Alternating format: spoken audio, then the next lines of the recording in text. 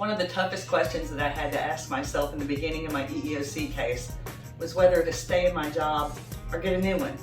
I decided to stay in what was a pretty hostile work environment.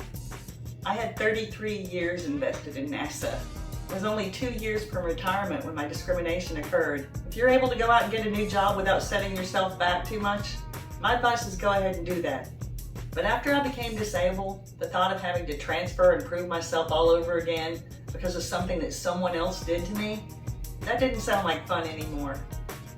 And physically, I felt like I couldn't do it. I spent 2 years working closely and cooperatively with the same boss who had discriminated against me intentionally. Now, I had one thing really working for me. I was a career civil servant with a strong performance record. It would have been almost impossible for my boss to fire me in the time that she had left before I was eligible to retire. Now, if you work in the private sector, you may not have those kinds of securities, but you may have collective bargaining agreements, employment contracts, or other advantages that I didn't have.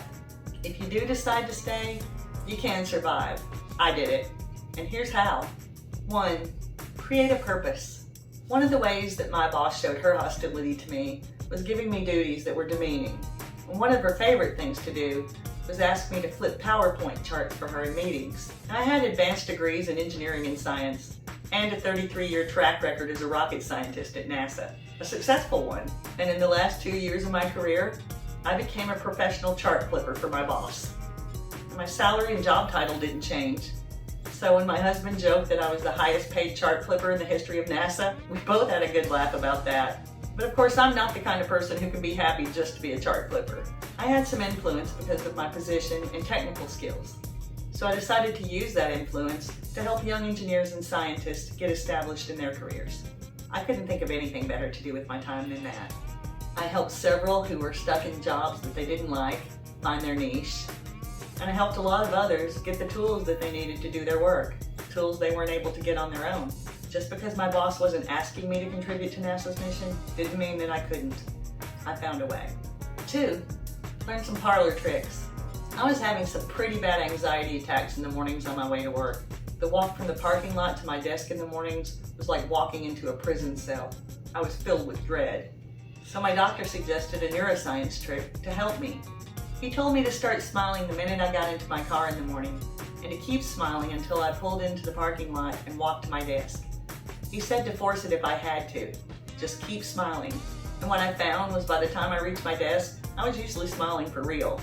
It turns out if you smile for 5 minutes, whether or not you mean it, your brain starts to emit neurotransmitters that make you feel better.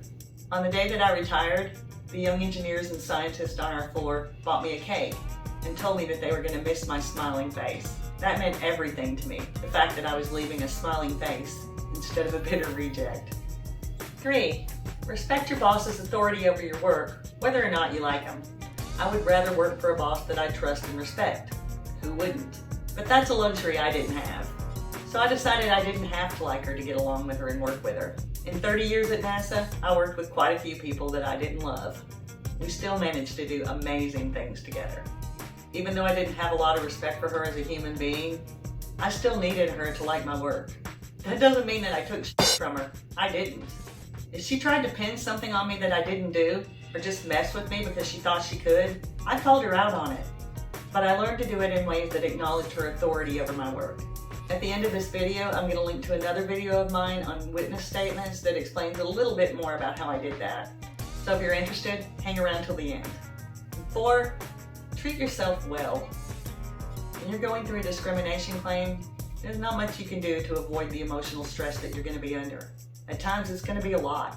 That made it even more important for me to manage my physical stress by doing things like feeding my body the nutrients it needed, hydrating, getting extra sleep, and telling myself good things about myself instead of beating up on myself in my head constantly. I tried to practice self-compassion, and that compassion gave me greater compassion for others. The young engineers that I was trying to help, the family that was struggling to help me through these difficult times, and even my boss. It just made life all around easier when I was going easier on myself. So I strongly recommend that.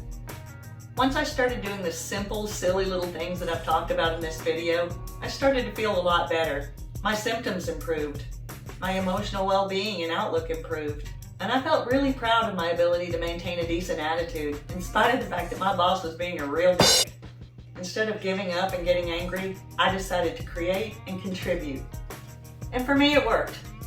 I made it out of there in one piece, and so can you. Fight smart and hang in to win.